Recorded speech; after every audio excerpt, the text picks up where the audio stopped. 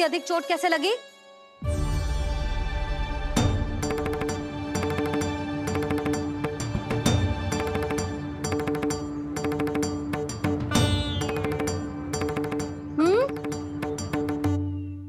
अधिक ना मैया, थोड़ी तो लगी है। अब कस भी थोड़ा सा ही हो रहा है। मैया, इतनी सी चोट के कारण आप मेरा बाहर जाना फिर से बंद तो ना कर दोगी? देखो तो इसे, चोट लगी है, कष्ट हो रहा है और इसे बाहर जाने की पड़ी है। बोलो ना मैया, मुझे बाहर जाने से मना ना करोगी? छोटी माँ, त्रुटि तो मेरी है ना, क्योंकि कान्हा का ध्यान रखना मेरा दायित्व है ना। पर मेरी भूल के कारण आप इसका बाहर जाना बंद मत कीजिएगा। नाना, बलराम से बड़ा मैं हूँ, भूल मुझसे हुई है, आप मुझे दंड दे दो चाची। चाची, इन सबसे बड़ा तो मैं हूँ, कान्हा के ध्यान मुझे रखना चाहिए था। नाना, भूल मेरी है। नाना, भूल मेरी है। नाना, भूल मेरी है। नाना, भूल मेरी है। नाना, भूल मेरी है। नाना, भूल मेरी है। ताई जी, आप हमें कोई भी दंड दे देना, पर कान्हा को बाहर जाने से मत ही रोकना। भाभी, सच्ची बात तो यही है, भूल मुझसे ही हुई है। बस करो सबके सब। मुझे अच्छे से पता है कि भूल किसकी है और सहायता कौन कौन कर रहा है।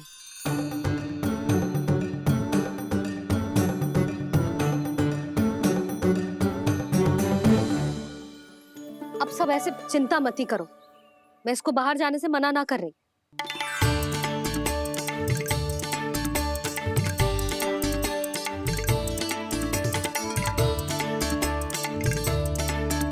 तुम सच्ची में ये बात कह रही हो? हाँ जी, सच्ची।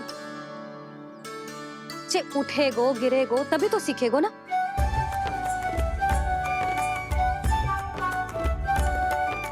आपने सही कही थी, ये सब तो जीवन के पाठ हैं, स्वयं ही सीखने पड़ते हैं ना। पर महत्वपूर्ण बात ये है कि कोई व्यक्ति एक ही भूल को दोबारा ना करे, समझ आई? हाँ मैया, पक्का। आगे से दाऊ किसी कार्य को करने से मना करेंगे तो मैं इनका कहा अवश्य मानूंगा। अरे नहीं। इसका अर्थ ये है कि तेरे दाऊ ने तुझे समझाया था, मना भी किया था, फिर भी तूने अपने दाऊ की बात ना सुनी।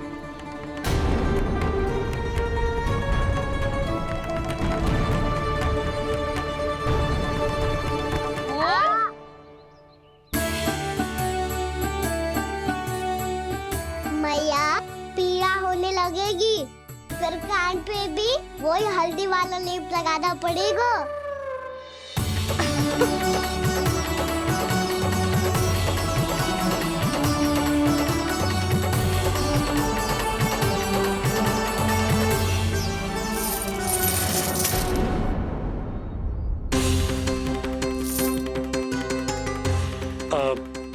यशोदा, मैं चलता हूँ, उपनंद भैया प्रतीक्षा कर रहे होंगे।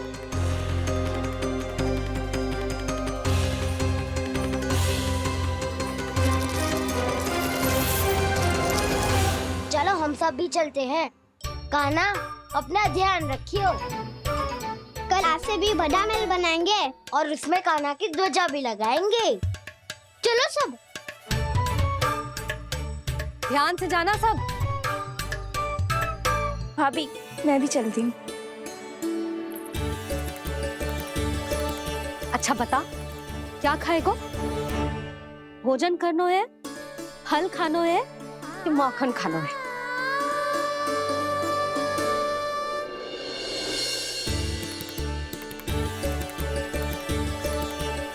मैं भी कितनी जड़ बुद्धि हूँ, जिसका पूरा घर माखन से भरा हुआ है, मैं उसे तनिक सा माखन खिलाने की सोच के प्रसन्न हो रही थी।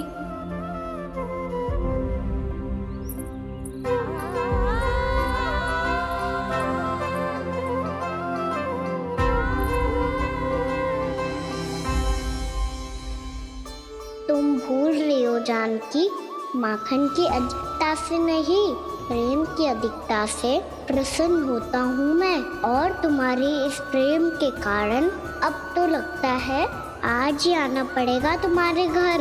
पर आज तो मैया घर के पार पाँव भी धरने ना देगी। वो भुगतान करते रहे, हर बार बार बार पूरा कर। कैसे संभव है ये?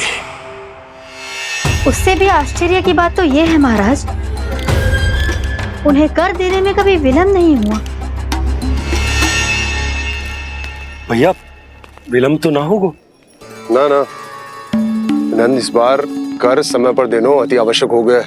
सुना है कि कंस ने तपस्या से उठते ही अपने एक सभासद की हत्या कर दी। हमें अब और अधिक सतर्क रहना होगा।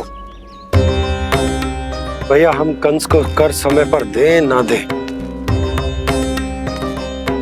हमारी भूल से उसे कोई अवसर मिले ना मिले, इन बातों से कोई अंतर ना पड़ता, क्योंकि कंस की बुरी दृष्टि का भय सदैव बना रहेगा। ऐसा क्या विशेष है गोकुल के उन ग्वालों में? इतने अधिक कर का भुगतान कैसे किया उन लोगों ने?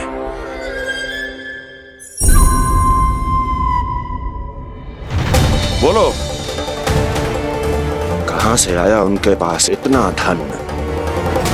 वैसे नंद, 3 बरस हो गए, तुमने मुझे अभी तक बताया ना है कि इतना स्वर्ण तुम्हारे पास आया कहां से?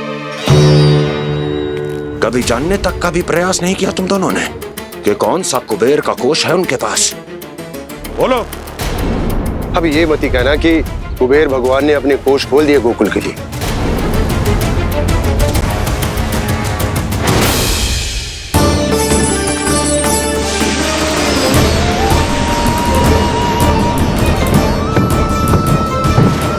नंद, नंद, कहां खो गए?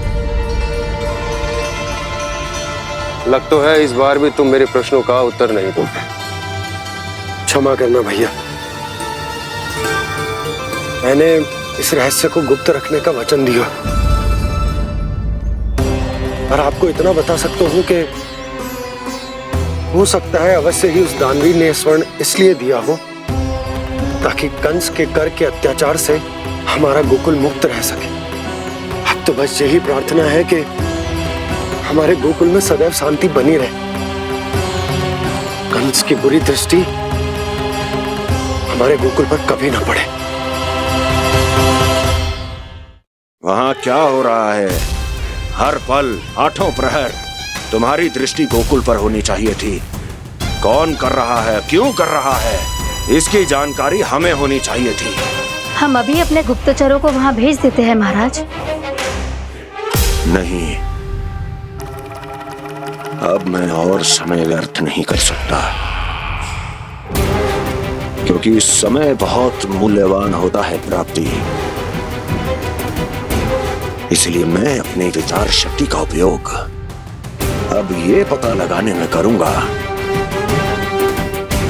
कैसे उस विष्णु के नाश से पहले गोकुल में बसने वाले उन विष्णु भक्तों का विनाश किया जाए। अभी थोड़े समय पहले तक तो इतनी पीड़ा हो रही थी पाँव में, अब मैया को पीछे पीछे दौड़ा रहा है। हाँ? पर दोस्त मेरा ना है मैया, तो चमत्कारी लेख आपने ही लगाया था, उसी के कारण मेरी सारी पीड़ा लुप्त हो गई है। अच्छा, तो भूख भी तेरी साथ साथ लुप्त हो गई क्या? मैया, भोजन का मन बिल्कुल ना है। मुझे पता है प्रभु, आप भोजन क्यों नहीं कर रहे। यही पेट भर लेंगे तो जानकी के घर क्या खाएंगे प्रभु। आज से आपकी माखन लीला का आरंभ हो रहा है ना। मैया को चुप करा रहे हो है? अधिक भूख ना है तो तनिक माखन तो खा ले लल्ला। मैया मेरा पाँव पूरी तरह से ठीक हो गया है, अब हाथ ना आऊंगा आपके। अरे लल्ला, कहाँ जा रहे हो तू? क्या होगा? आपके लल्ला को तनिक भी भूख ना है? अरे लल्ला, क्यों भूख ना है रे? लो जी, अब आप ही संभालो इसे। तू खा क्यों ना रहो तू? हाँ? अब इतनी प्रेम से पूछोगे तो बड़ा सुनेगो जे। सदैव प्रेम से बात करके चले जाते हो, कभी डांटा भी करो। कान्हा, एक तो तू भोजन ना करो, ऊपर से मैया को तंग कर रहा है। पिटाई होगी आज तेरी।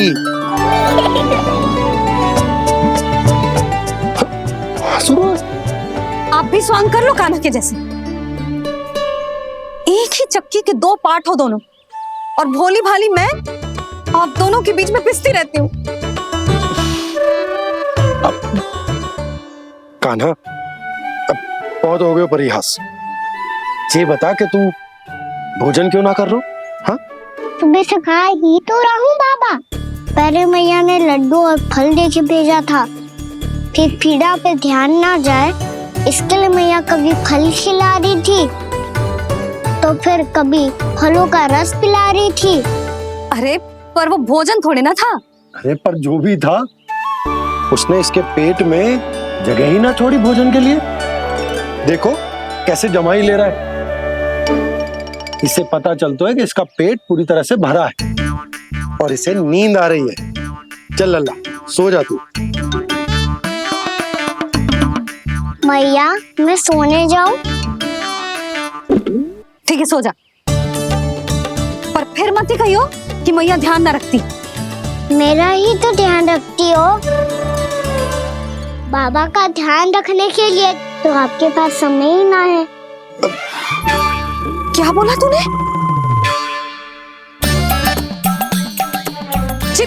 जी तेरे बाबा ने कही तुझसे? हाँ? ना, स्वयं भी फंस जाएगा लल्ला, मुझे भी फंसा दे वो। आपने मुझे कितनी बार भोजन के लिए पूछ लिया, पर बाबा को एक भी बार ना पूछो। जब से आए जल भी ना मिलो है इन्हें। क्यों मुझे फंसा रहा है कान्हा? कान्हा, तुझे नींद आ रही है ना? चल मैं सुला देता हूँ तुझे। चल चल।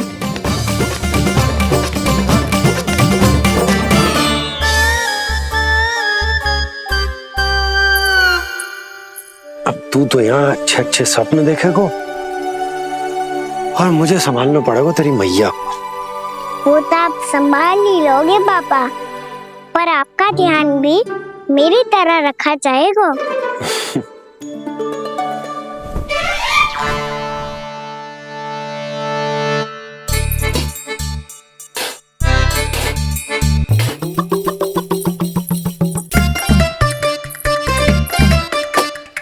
अच्छा जी, तो मैं ध्यान ना रखती, जल भी ना पूछती। ये लो, ये लो, ये लो, ये भी लो, मैं भी बताती हूँ।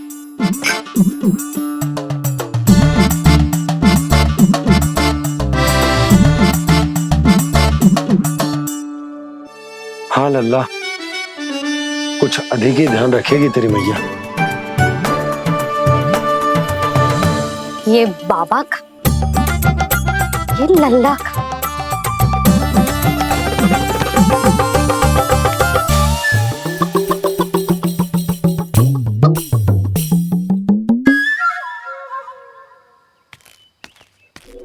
लीजिए गोकुल नरेश, जल पीजिए।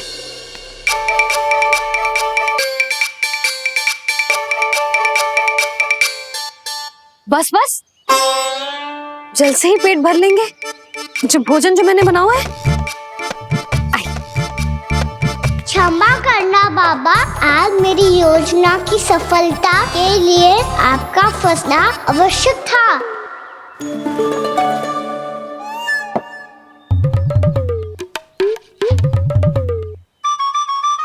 आराम कीजिए गोकुल नरेश।